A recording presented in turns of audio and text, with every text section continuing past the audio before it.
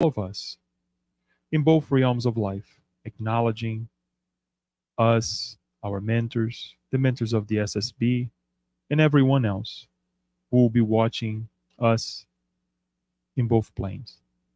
This way, may this message guide us tonight and for the rest of our lives, and so be it.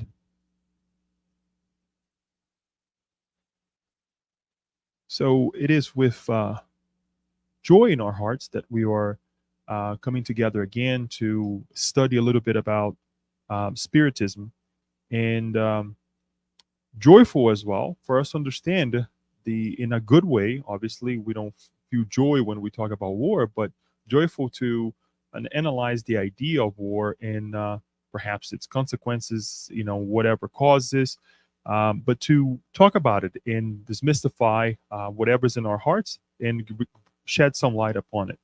So, Kirsten today will be speaking about war from a Spiritist perspective. Kirsten, please. Thank you, Leo. Good afternoon, good evening, everyone. Thank you for being here today in both realms of life. Truly.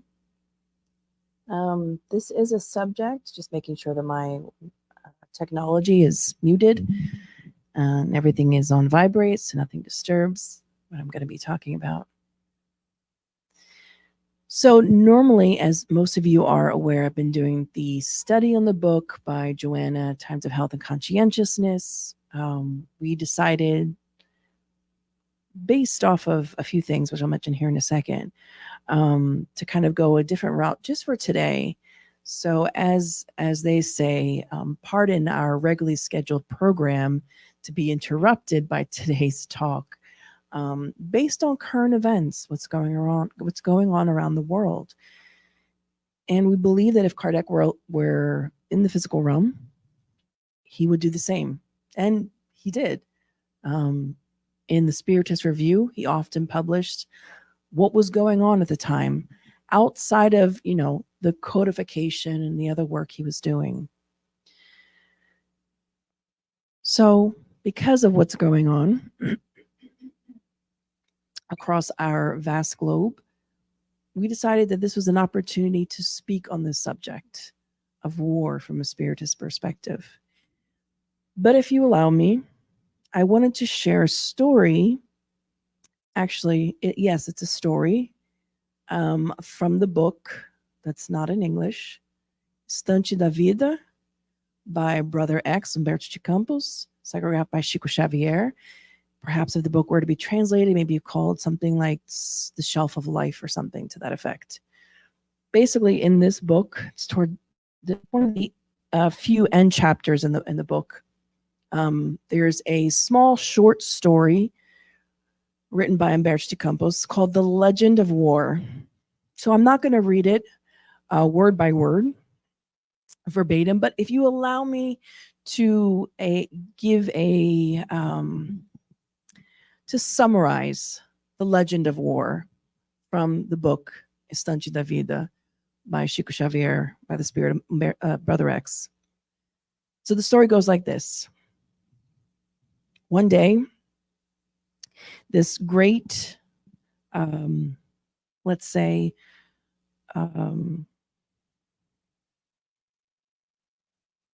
wise man, thank you. This great wise man, I was trying to think of the word. I don't want to say pastor. This great wise man passed away. And when he went up back to heaven and he met God, God said, God welcomed him back. He was so excited to see him. He went through as people refer to as the pearly gates. So when God greeted him and he said, my son, so how was the message on earth received? Would any of you, are you familiar with the story? A Legenda da Guerra from Estante da Vida? No? Okay. Humberto de Campos goes on and to narrate this story. And he says, the wise man, this wise holy man is talking to God, and God says to him, so how was it on earth when you were preaching, my message in the gospel? And the wise man began to cry and say, look, Nobody wanted to listen. I did my best. I went out there, I shared the message, but people were too distracted.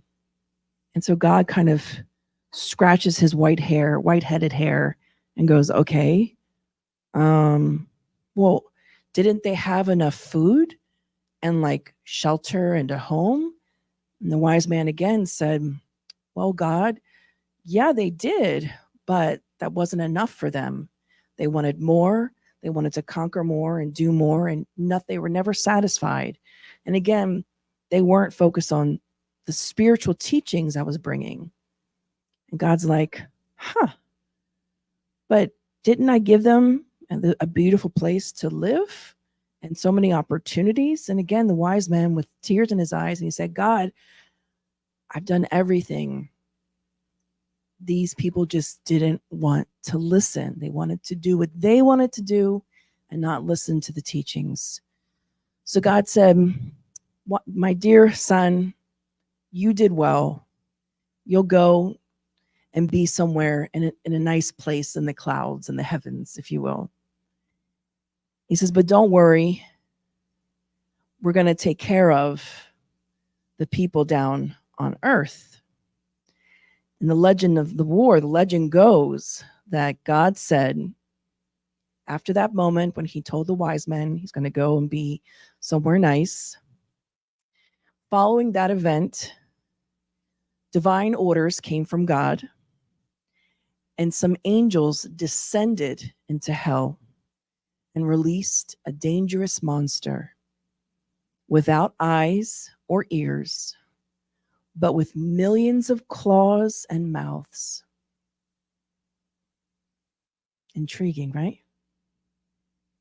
It was then, since that day, the blind and deaf monster of war accompanies the shepherds of good in order to exterminate in storms of sweat and tears everything that on earth constitutes a work of vanity and pride, selfishness and tyranny of men, contrary to the sublime designs of God. Now, this is like an allegory. Obviously, God didn't send angels down into the proverbial hell, in quotes, and send up a monster. It's meant to symbolize, this story is meant to symbolize, it's a metaphor that God has given us everything to live happily, yet still we choose a different pathway. And because of that, due to our consequences, we now find ourselves at war. Now, when we say war, let us be clear in the definition we say of war, because people often equate war with countries fighting against one another, large scale destruction. But war, in actuality, can happen on a very small scale. It can happen within us, against our neighbors. That is also war. War with ourselves, war with those around us, war with our family members, war with each other, and also war with other nations, other religions, other countries, other people, etc., etc., etc. But there's so much that we can control that we're going to talk a little bit about today. Briefly, we're going to go through some questions in the Spirit's book, part 3, the law of destruction. We don't want to go and be monotonous and, bore anyone, but it's important for us to revisit some of these questions, because even for us who've read that chapter numerous times, more than numerous, like hundreds of times, revisiting it and sitting with that information again, especially given the time that we're living in, really puts things into perspective. But we've understood one of the things about our own history, archaeological history, is that and we wanted to provide a little bit about this because this is kind of interesting, because even like archaeologists today don't necessarily agree on this idea that in thousands of years ago, when Neanderthals and all those species existed, there was a belief system that came from Jean-Jacques Cousteau, if I'm saying his name right, that they believed that there were prior to our world as we know it, that we are warlike, we have a lot of wars. Back in the times of the Neanderthals, war didn't exist. That's what the belief was. But new research from new archaeologists that have reassessed, this happened in 2021, reassessed a very famous archaeological find of 61 bodies that were dating back thousands and thousands and thousands of years ago, that originally archaeologists believed, well, this just was like a mass grave. But these new set of scientists, specifically Dr. I can't pronounce her name, Krevakor. If anyone's interested in having the actual, this is published in Nature in 2021, and brought new insights. Basically, I'll summarize for you. This team of archaeologists re-examined all of the remains and found that indeed these old bones were actually indicative, what they believe, again, it's their interpretation, that war or some type of war, maybe not on a large scale, but some type of war did exist back in those Paleolithic times, I think they call it. Not Paleolithic. Was it Paleolithic? Ancient times, like thousands and thousands of years ago. Pre-human Neanderthals, which, again, remember, before, most didn't really believe that. So now there's possibly more evidence coming out. So we share all this. Why? Because Spiritism, we learn in the Spirit's book about the law of destruction. Now, this law is in part 3 of the Spirit's book. There's 10 laws. And I believe this is like it doesn't matter if it's the second or the third or the fourth. It's one of the laws in part 3, one of 10, law of destruction. And there's a subtitle, necessary destruction and abusive destruction. So as we understand it from the Spirit's book, destruction is a law of nature. So the Spirits tell us that it's necessary for things to be destroyed, for things to be regenerated and reborn. And this can be applicable both in a physical and also a sort of spiritual, moral sense.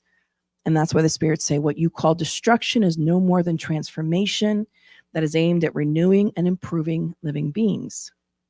There's a sub-question. Has a destruction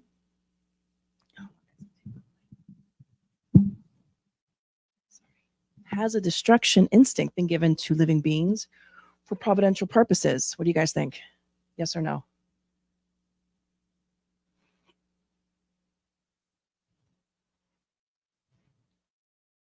Okay, we're saying yes.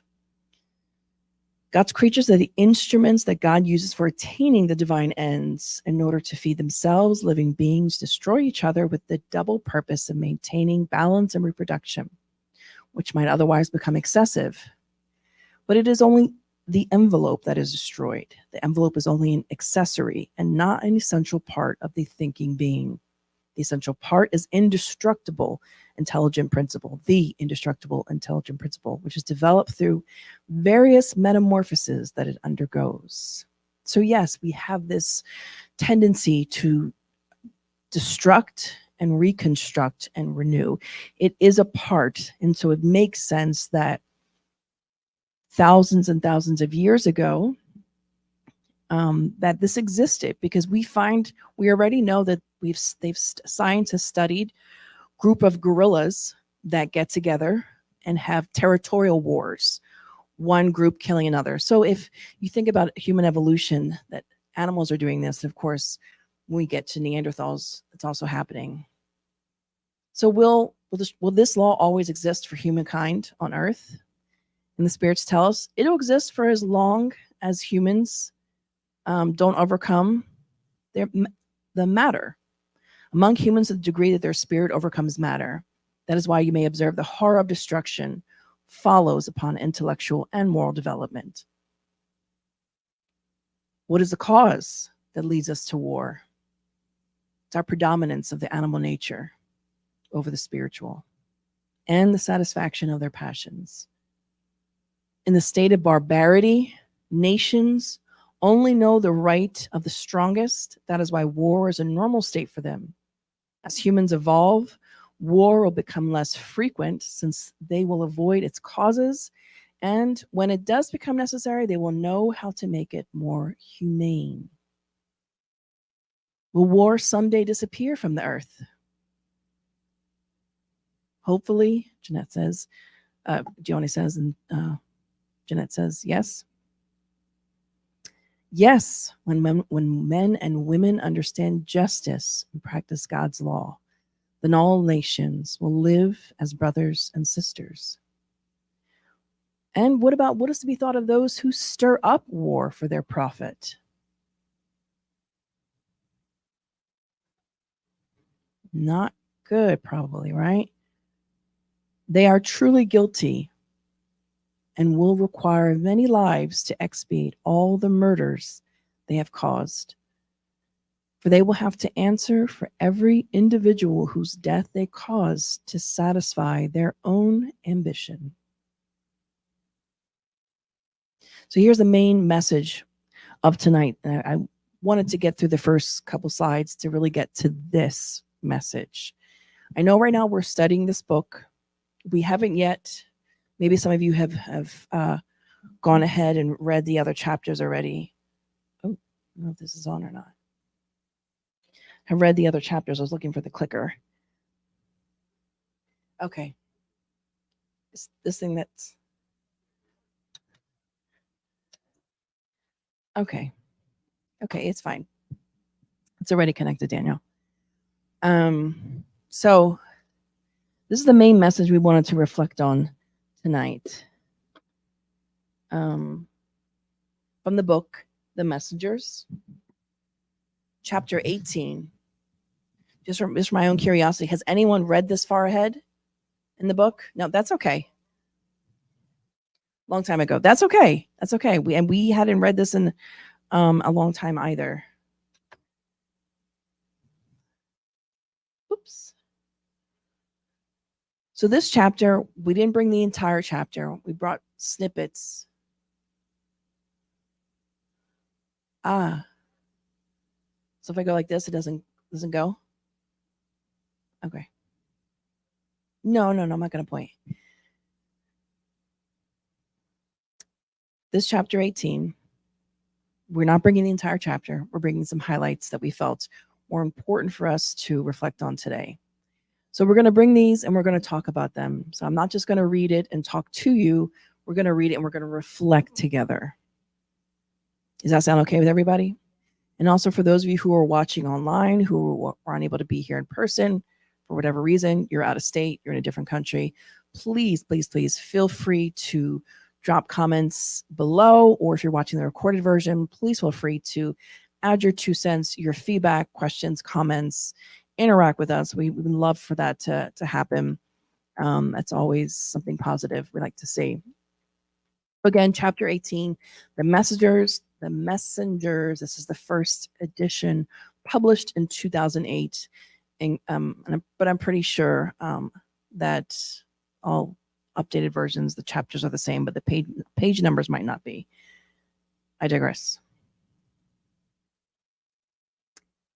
The mentor starts out this chapter just for reminding us to level set. So Andrea Louise, his companions, and the mentor Aniceto are getting ready to return back to Earth. At this time, what is happening, this is during World War II. You guys remember the setting? Bombing of the Germans over Europe.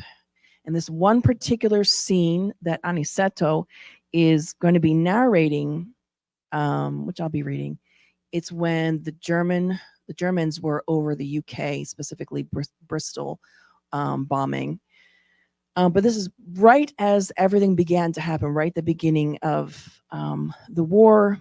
And Andrea Louise was saying to the mentor, okay, let's go back down to Earth. The mentor's like, Andrea, I don't think it's a good idea for you to go right now. And he's like, why? So the mentor says, our instruments. Remember, we studied in the book, in the realms of mediumship, we studied the such instruments that they had like the psychosphere. So imagine what psychoscope, sorry. Oh, thank you, Daniel. What kind of instrument they have that can detect this magnetic storm. He says this, our instruments are indicating the approach of a large magnetic storm for today. Bloody battles are being fought down on the earth. And people who are not in the actual line of fire are nonetheless in the line of words and thoughts.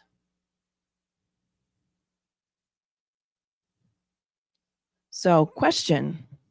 Okay, Andrea Louise, the other workers, they're in the spirit realm. They wanted to go down there to help. So, bombs are not going to affect them, right? They could be in the middle of a battlefield. They're not going to get shot.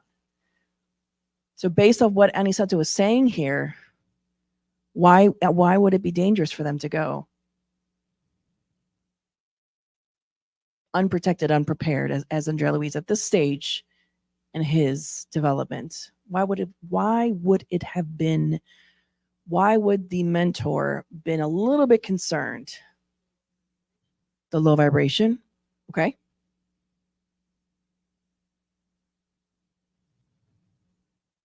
Anyone else?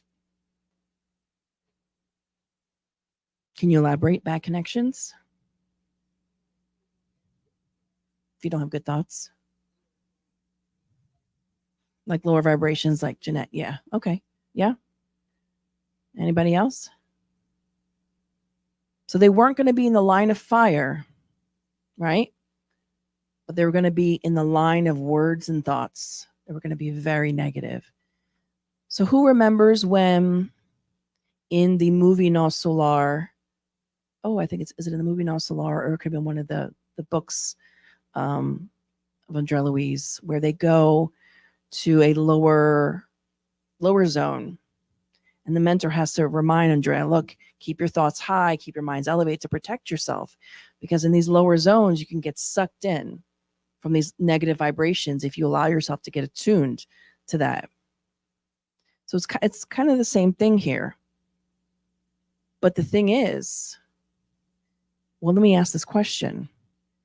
These negative vibes, lower vibrations, are they affecting just the spirit realm, or are they also affecting us?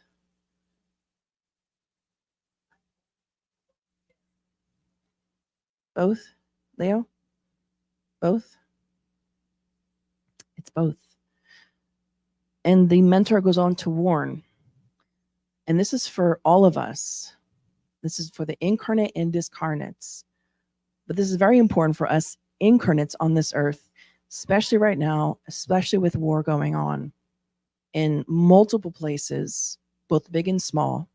He says, those who are not fighting in the battles of war involve themselves in the combat of ideas, discussing the situation. Very few men and women are striving to cultivate a higher level of spirituality.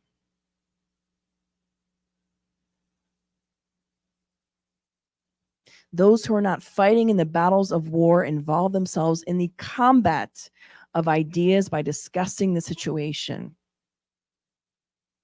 We give life to things, but more and more we discuss them. Thus, it is only natural that all across the planet's surface, thick clouds of mental residue from inattentive incarnates are intensifying.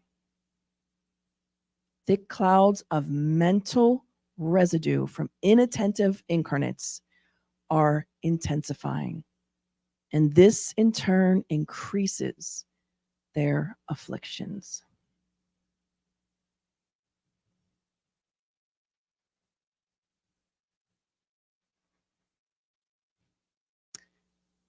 Has anyone ever cooked in their kitchen, like fried something, and then maybe you didn't clean very thoroughly that day, maybe a week or two later, you go to clean the backsplash area, I don't know what you call that in the kitchen, and you notice that residue of oil, I like to imagine, well, that's because I'm a visual person, that's sort of like that mental residue, except it's not just on the walls, it's everywhere. The mentor says that across the planet's surface.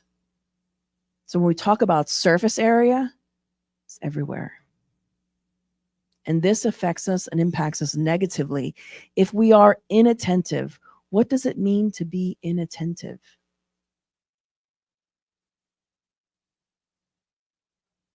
Neglectful of what? Of our thoughts? Of our attitude, okay? If we're oh, that's good. If we are picking sides, if we are being judgmental, yeah, definitely. Anybody else?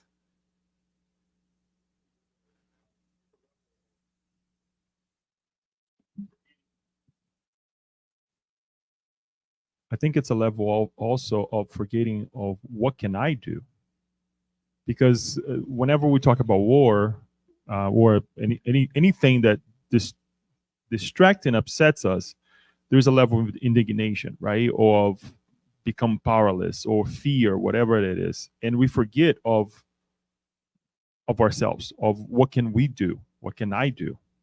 And I know it can be subjective to a certain degree, but at least gives us an opportunity to say, okay, I cannot go and fight or do whatever, but at least I can pray, I can do something else, or at least watch, as they already mentioned, my thoughts. Absolutely. And there seems to be, and I don't know if you all have noticed this, but over the last 5 to 10 years, there have been people both on social media and mass news networks that have made comments to be dismissive when people say, I'll be praying for you. And people will, the rhetoric is, oh, we don't need your prayers. We need you to come here and be here, which understandably, it's good to have those who want to volunteer and work. But let us never discount the power of prayer. Ever, ever, ever. And truly, that is part of the work of darkness, to discredit the power of prayer. Now, one thing you might be thinking about, or maybe you haven't, because remember, our solar system, the Milky Way, right? How many planets do we have in our solar system? 9? Anyone else? 8 or 9? Pluto was downgraded. Well, regardless of the number, everything that happens on Earth affects the rest of our solar system. So imagine like this. Imagine, I like to imagine living in an apartment complex. So if I have a neighbor that's cooking something with really strong spices, oftentimes, maybe the other neighbors are going to smell that. Maybe not the ones all the way on the top, but it's still there. It seeps through, right? Or maybe another example, if you have a neighbor that is smoking in your and your houses are either your house is somehow connected or you live in an apartment complex. Inadvertently, the smell does travel. You experience this. So it's like that in the physical sense. Of course, it's going to be that way in a spiritual sense. But think big scale. When our planet or any other planet is going through war, it is affecting the entire solar system. What is so fascinating, and you can read more about this in different books. I want to say on the way to the light and other Spiritist books.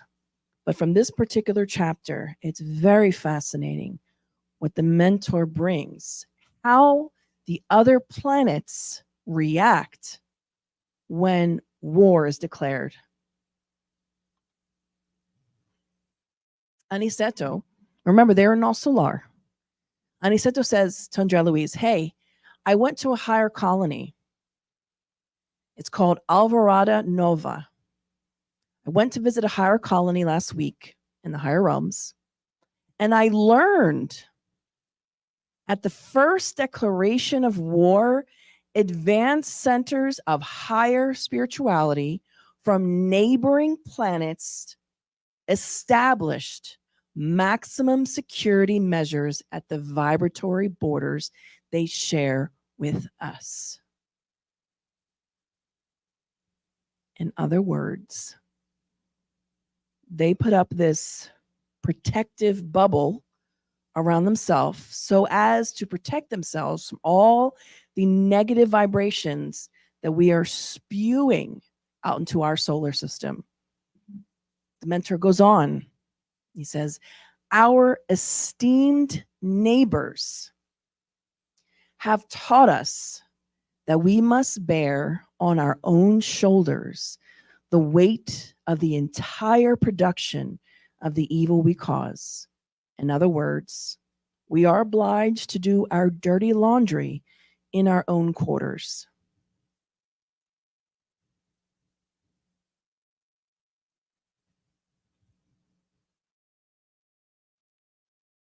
Let that marinate for just a moment. The first declaration of war, the higher planets are like, whoop, we're putting up our maximum security vibratory measures around our borders. We don't want to be affected. Rightfully so. So as you might imagine, energy goes, all that negativity, it's not being absorbed by anybody else. It's coming right back to us. So we're living in this proverbial cesspool, if you will, of all the negative energy.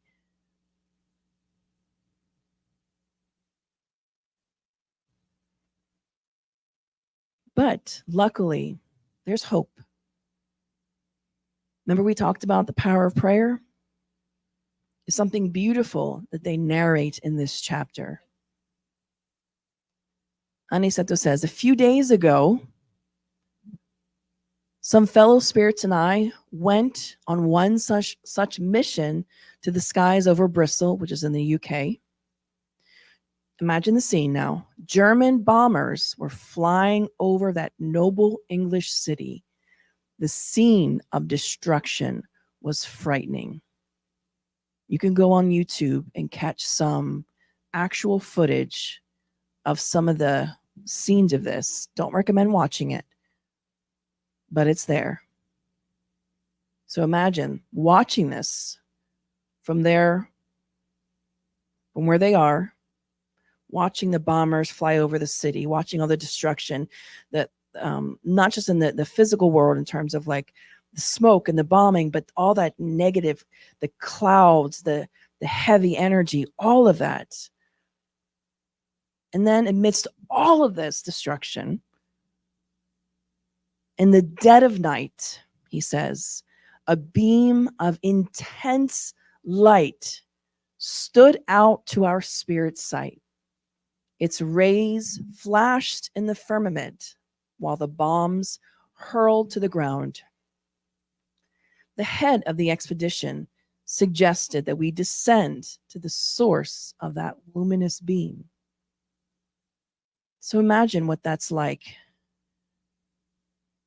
But imagine much more destruction going on. And in all of that chaos, you see this huge beam of light going up to the heavens. So, of course, they say, let's go and investigate what's happening. And they tell the story. I was surprised to find that we were in a church. This is when they descended to find where the light was coming from. The sanctuary might have seemed almost dark to human eyes, but it was very bright to ours. Some brave Christians were gathered there singing hymns.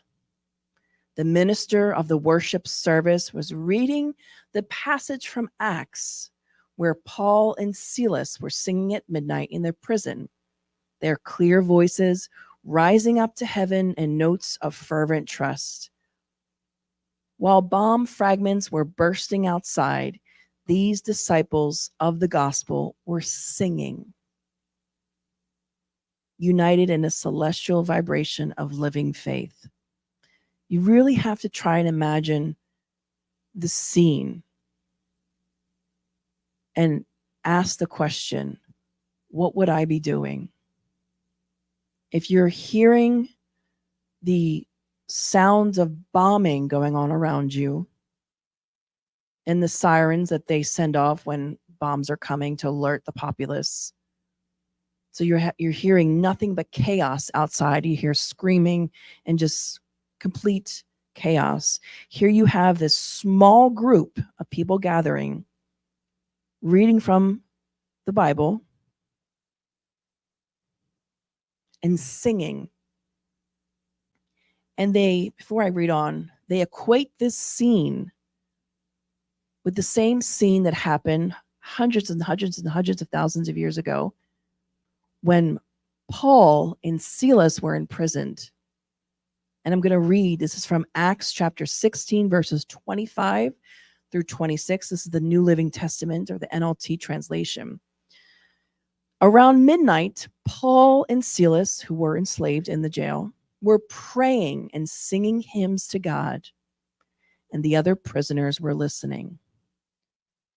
And also, just for context, all of those that are imprisoned with Paul and Silas were Christians at that time, because it was a crime. They were going to be put to death. And in this dark dungeon, foul-smelling jail where they were chained like animals, Paul and Silas, what did they do? They were praying and singing hymns to God, just connecting and being grateful and showing gratitude to their Creator. And suddenly, there was a massive earthquake, and the prison was shaken to its foundation. All the doors immediately flew open, and the chains of every prisoner fell off. We share that just in case you weren't familiar, but this is the passage that the minister was reading at this particular time. And they too, just like Paul and Silas, were singing hymns to God. And Andrea Louise and the mentor were seeing the effects, this immense beam of light. And they go on to say, our leader told us to remain standing before those heroic souls, those in this little church in the UK, in Bristol, where active bombs were being dropped by German soldiers. And again, let me just state something, as I should have in the beginning. This is not an attempt to point fingers, to judge any one particular country or society. We're merely just sharing a chapter from the book, The Messengers by Andrea Louise, by the Spirit of Andrea Louise, psychographed by the medium Chico Xavier. I digress. Our leader told us to remain standing before those heroic souls, the minister and all those praying, who brought to mind the early persecuted Christians as a sign of respect and recognition. He, the mentor, also sang along with the hymns and told us afterward that city administrators might construct anti-aircraft shelters or bomb shelters, as we know them to be. But those Christians in that building were building anti-darkness shelters. Isn't that amazing? What the power of prayer can do for us, for those around us, for those in our city, for our countrymen and women. So we erect bomb shelters to protect ourselves, but how are we protecting ourselves in a spiritual sense? And here's a perfect example of how to do that. Coming together. And think about the power that Paul and Silas had. Just two men, two ordinary men, one who was a previous murderer. And Silas, I'm not familiar with his backstory, but Imagine these sinful men who repented and became followers of Jesus were just singing and praying to God in the most sincere and they say fervent way. Imagine when Jesus said, "Where two or more are gathered in my name." Imagine that power we have. So we bring this as a reminder as we are experiencing the planet as we know it. And even if the planet was not experiencing war at this time, finding time to pray is always and should be a priority. But now more than ever, because if we do not want to create anti-darkness shelters, that's okay. If you don't want to, and you want to, roll the dice, you want to play roulette, so be it. We have free will. But I think for most of us, we're going to go this route, not out of fear, but because we trust, we have faith in our Creator. And we know that the best thing to do is to pray. So this is a huge take home for all of us, for those who are watching on the web, wherever you find yourselves to be. We highly encourage you now more than ever to set a time. You may already be praying. You may already do your gospel at home or have one day a week where you read the Bible or some sort of spiritual literature. We highly urge and encourage you that aside from that, pick an extra day for right now, an extra moment. It can be daily if you're so inclined, but to get together with your family or friends or whomever to pray for this world, for all of us. Because war does not just affect one side, it affects both. And at the end of this chapter, the mentor says, sometimes it is necessary to suffer in order to understand the divine blessings. So is war necessary? Well, there's a saying, I think it's in the Bible, that sometimes the scandal is necessary, but woe to those who cause it. The Spirit's book does tell us that there are positive things, and we have found that through history, that a lot of technological advances have happened. The industrial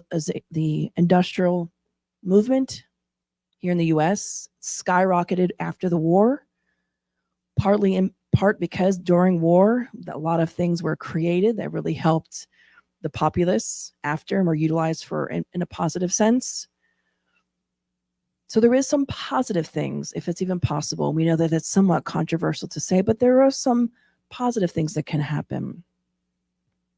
And when we think about when do we develop our faith the most?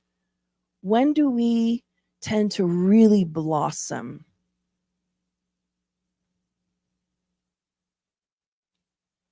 It's a question, it's not rhetorical. When do we tend to blossom more morally and spiritually? During difficult times. Through difficult times. So we heard recently someone share this in a talk. I'm going to share it too. Most people may not remember, but at the height of when Christianity was being spread, it wasn't during the time of Constantine. It was during the time of when Nero was the ruler. And if you know a little bit about Nero, he was pretty perverse and pretty horrific, similar to some of the things that we see nowadays. That is when there was a huge spike. Why? Because people were suffering immensely. And so they had a choice: despair, reach out to God, and see if this thing that people are saying brings them peace and joy and happiness, if it's true.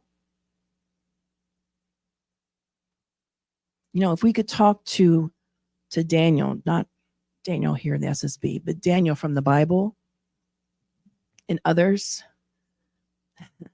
And others, what was it like standing before the lion and seeing his mouth shut and you weren't eaten? I mean, this is just a story to us, right? We can't really, some of us, we try to imagine what that is like. I saw a video on YouTube the other day of it was a zookeeper tending to one of the lions, and something happened and he fell. The lion almost attacked him, but he was able to get away safely. But we were imagining what went through that man's mind. Granted, he's a trained professional in this, but can you imagine seeing this savage animal? It's its instinct to eat because it was feeding time. He was going to feed it. And maybe he didn't follow protocol exactly to the T. But imagine what went through his mind. And I think about that, and we think about what it was like for Daniel standing in the lion's den. What was that like? But having the utmost faith, and nothing happens to you. It's the anti-darkness shelter. So, as we wrap up, just some final reflections to think about. Looking at ourselves, our own inner conflicts. And these are the tidbits we can walk away from and utilize, rather, the tools. Utilizing prayer, meditation, cultivating good thoughts, watching uplifting content. It's very easy to get caught up in watching the negative media. We ourselves have done so, and to an extent, we want to be informed of what's going on. But let's not forget to also feed our souls and our minds something uplifting. There's plenty of free content on YouTube, on the podcast app, on Spotify. I mean, there's so much you can listen to. And attending our Spiritist Center, because it is our support system. It is our village. And we need it now more than ever.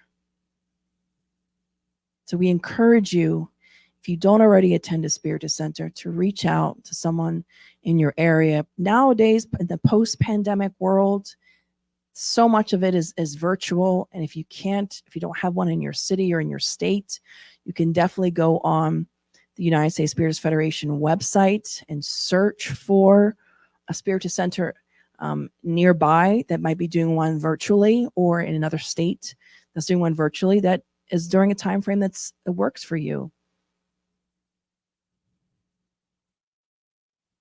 It's beneficial for us to come together where there's more one in my name, as Jesus said. So friends, we just wanted to remind ourselves about these ideas. There's so much in the literature. We could not cover everything. There's so much in the books, not just in the codification. There's various books you can read more about this topic. So dear friends, thank you so much for joining with us. And we hope you will take home the idea of being more prayerful and trying to be more positive, and wish you the best. Daniel, there's a question. Okay. Should I share here? Yes? No? Okay, go ahead. Paula writes, something I read, war will stop when it becomes unprofitable and peacetime activities more profitable. There's definitely some truth to that, for sure. Absolutely. Truly, we believe that at some point, war will be a distant memory to us as we become more evolved. But if right now war wasn't profitable, we probably wouldn't see it as much. Thank you, Paula. Sarah shares, so true, quote, sometimes it's necessary to suffer in order to understand the divine blessings. Something I never understood until I injured my leg and I had to sit with myself. Absolutely. That's life. We learn through our suffering.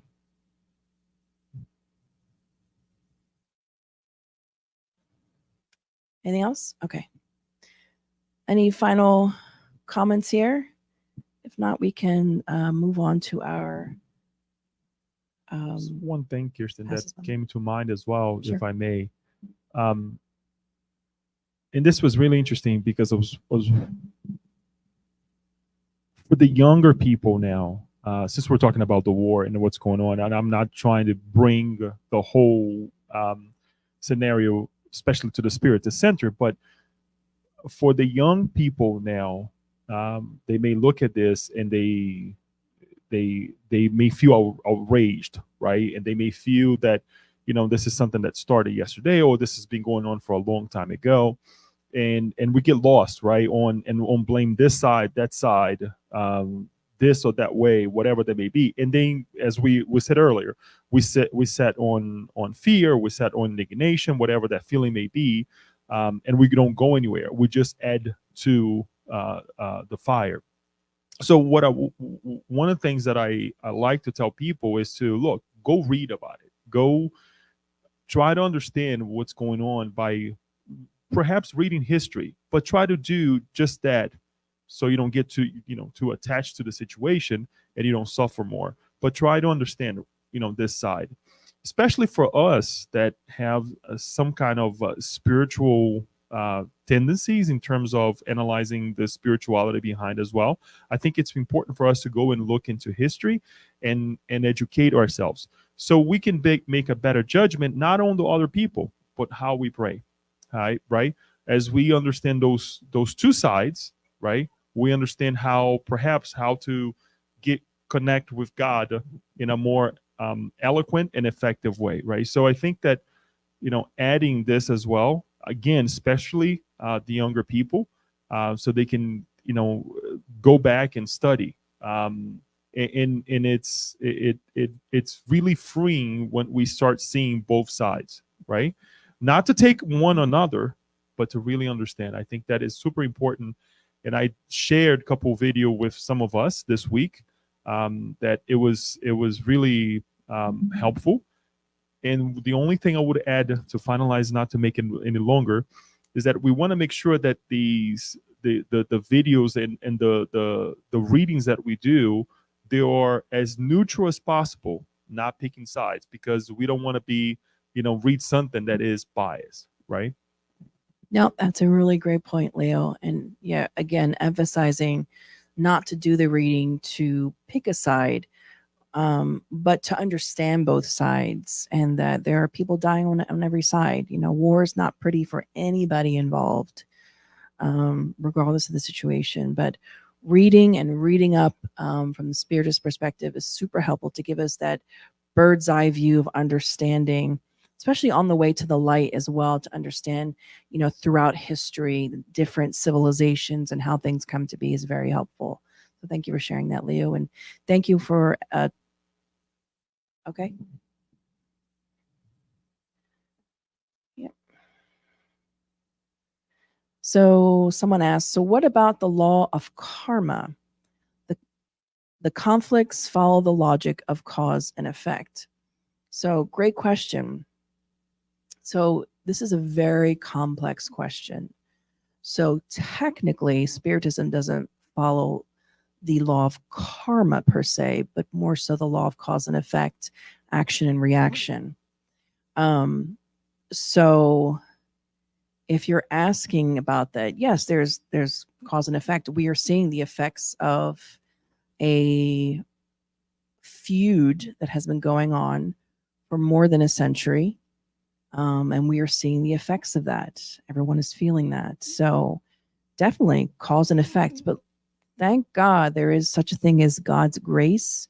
And if the full cause and effect were to be in effect, we would suffer a lot more. But luckily, through the attenuation of the law, and you can read more about this in the book, Action and Reaction, if you want to understand more about the law of cause and effect, because again, this is a very complex idea and question. But but it's better if you were to read the book to understand it more in depth. But yes, cause and effect happens every day. We are constantly reaping what we sow. One more reason to be more vigilant, to be more self aware. Alba says, thank you, Kirsten. Besides praying and observing our thoughts, what practical actions can we take to be peacemakers? I think it depends upon the circumstance of what we're talking about.